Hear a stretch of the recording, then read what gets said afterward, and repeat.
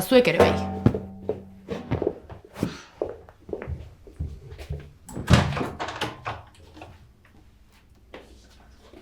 Eta giltzak?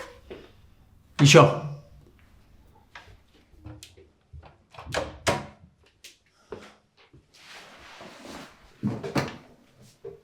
Zer pasatu zaizu, Xabi? Lehenengo goizean etxetik atera eta kaka zapaldu dut. Ups. Kaka lehorra. Ez? Kaka freskoa. Freskoa. Antzokira joan naiz eta antzerkiko arropak etxean. Etxera bueltatu naiz, arropak hartu ditut eta antzokira joan naiz berriro. Ta ze gertatu dan? Zuzendaria, haserre. Zuzendariak gaur beste erropa bat eman dit. Gaur beste bat. Oso ondo! Eta zertara joan zara antzokira? Entxeatzera? Ez, gaur ikuskizuna boizi. 200 pertsona publikoan. Egia. Eta, ondo egin duzu? Testu ahaztu zait. Ai.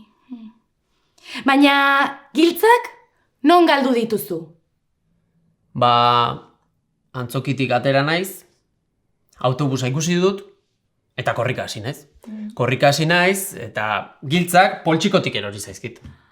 Ta sorpresa. Zulo batean erori dira. Eta zuloa oso sakona, ezta? Eskua sartu dut, besoa sartu dut, eta ez errez. Han geratu dira. Bai, giltzak han geratu dira. Baina autobusa ez, autobusak alde egin du. Eta oinez etorri naiz, antzokitik etxera. Oinez eta giltzarik gabe. Bueno, ta zure eguna zer? Nire eguna ere gaizki. Benetan? Ze pasatu zaizu zuri? Goizean enarak deitu dit, eta harekin atera naiz korrika egitera. Nik ez dut kaka zapaldu. Niri txori batek egin dit kaka. Benetan? Bai, eta hori bai kaka freskoa. Gero, bazkaria prestatu dut, baina hemen aztu zait. Ikasgelatik atera eta tabernara joan naiz, baina itxita zegoen. Ups, eta ez duzu bazkaldu? Makinako patata poltsa bat. Boizi, pelikula bat eta krispeta batzuk merezi ditugu. Bai, merezi ditugu.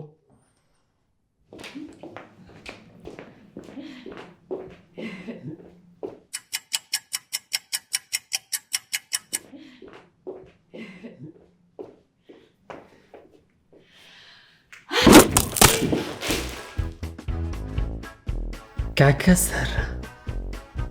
Eguneko 3. kaka.